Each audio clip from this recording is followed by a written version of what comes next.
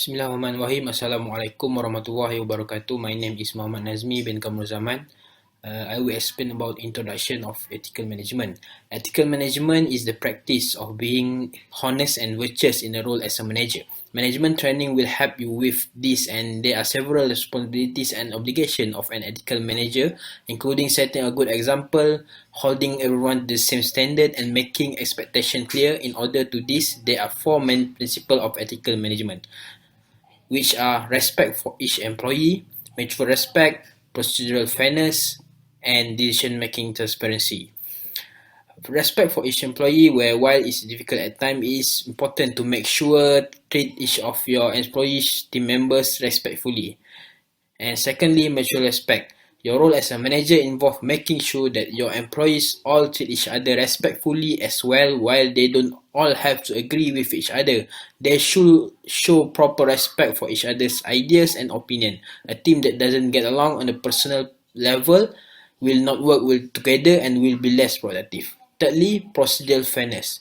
You may not have control of your procedures of your company expect you to follow, but you do have control over the procedures you can implement within your team. It is important to make sure the procedures you implement are fair to all of your employees, neither favoring nor neglecting one employee or another. Lastly, decision-making transparency. It's incredibly important for you to make sure your employees understand why you make the decisions you do. If they realize you are making arbitrary choices based on personal belief, they'll be more likely to accept your decision and work together as a team. Thank you. Assalamualaikum, my name is Muhammad Iskandar bin Hamzah. Now I'm going to present the ethics related incident in the news. Okay, on 17 November 2018, the Malaysian Anti-Corruption Commission, or known as MACC, has detained more than 40 individuals, including 27 immigration officials, on suspicious of being involved in a syndicate that actively counterfeit order and entry-exit stamp to allow movement of illegal immigrant and foreign workers. So, under the Section 16 of the Malaysia Anti-Corruption Act 2019, it stated that the act of corruption as an act of soliciting, giving, accepting, or receiving gratification directly or indirectly from the authorities, either in terms of money, services, valuable item, to induce or not to act according to the principal affair. So this syndicate was arrested simultaneously in Putrajaya, Johor, Kota Kinabalu and Kuching in operation called the Opselat, run by the MACC with the collaboration Malaysian Immigration Department, especially assisted by the public complaint. It was informed that activities operate since the last year, but it come drastic due to the implementation of the movement control order by the government, which border of the country was closed. So many foreign workers stranded in the country need to renew the visa, and for those who abroad tend to use the syndicate service to enter this country. This syndicate charge lower fee for the stamp on each passport, which called border stamp, to enable the social visit pass to be renewed. According to the director of the MACC investigation, the fee to get each stamp was charged is between 500 to 6,000. In short, all the detention, all the individual involved in the abuse of power shall be prepared to face legal action, which resulted imprisonment and termination of the service if found guilty. The actor involved in this issue is Malaysian Anti-Corruption Commission and Immigration Department of Malaysia. Assalamualaikum, my name is Muhammad Haikal bin Isni. And so for the issue in this article news, this issue is closely related with ethical management, or known as integrity system, which consists of two different approaches to ensure ethical behavior of these officers, which are rules-based and value-based, or known as code of ethics and code of conduct. So, these officers had failed to follow the code of ethics that had provided them the right way to behave ethically, and they also had violated the code of conduct since the immigration officers had acted beyond their responsibilities and did not act according to the right standards of practices. Okay, so for the second issue in this article is regarding ineffective enforcement of existing law which leading to misconduct. So these officers had abused the authority and powers provided under the Immigration Act and regulation for their personal interests. For example, under Section 38 Clause 1, Immigration Act 1959 or 1963 had stated the duties of the immigration officers, which they must perform as required by the Act. So, acting outside of the Act can be considered as abuse of the power. So, this misconduct done by these officers can cause a very negative perception towards public, because it is wrong for public officers to act outside of the law, especially when it can be a criminal offense such as the acts done by the immigration officers.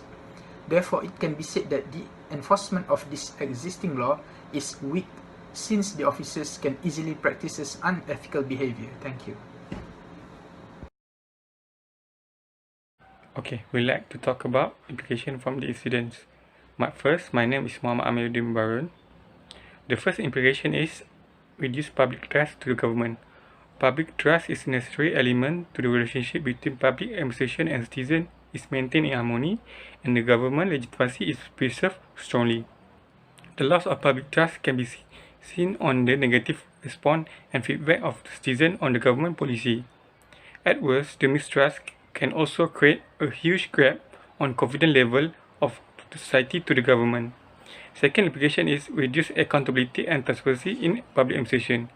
We can justify that misconduct in public administration is against the belief of both accountability and transparency, and reduce its value itself. And the result, it will create the social instability in the society. The third implication is lead to decrease in economic growth. Public administration indirectly affect the economy. So, this incident and issue may become catalyst that cause the economic growth to become stagnant. So next, we proceed with the solution towards the issue regarding of the news. The first solution is ethics training. The officer who has behavior problem or acting unethically shall join ethics training to improve their behavior, and also they can build up their education in order to remove unethical behavior. Malaysian Institute of Integrity provide ethics training program. This program is actually focusing on managing conflict of interest, build ethics and integrity values among civil servants. A complete training provided by the integrity giving help to the participants to improve their behavior, to follow the rules and regulation that has been enforced. With this, workers that join can clearly understand and apply the values followed in the code of ethics. The next solution is developing administrative practices and process which promote ethical and integrity. Developing administrative practices means create a healthy culture in the organization that will ensure from the top management until the lower management have an ethical behavior in performing job. For the process which promote ethical values and integrity, government can come out with establishment of Public Service Act that will ensure that every mistake made by the workers, they will have proper law to be charged. Thus, establishment of Public Service Act will control movement of civil servant accordingly.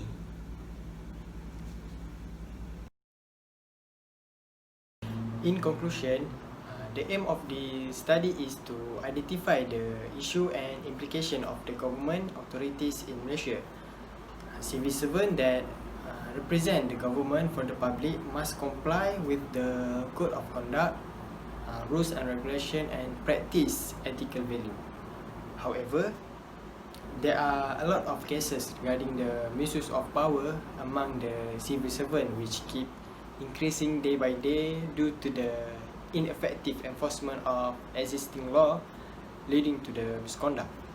Hence, this action leads to the loss of public trust toward the current government. At the end of the day, this case will affect the legitimacy of the current government. Other than that, this study also emphasized on the effort, suggestion, and solution taken by the government in order to combat and overcome the issue of the integrity among the civil servant in Malaysia, which are implement the ethics trainings and develop administrative practice and process which promote ethical value and integrity to create healthy culture in the organisation. In short, Malaysia will become a country that free from the corruption, which can serve the public better in the future.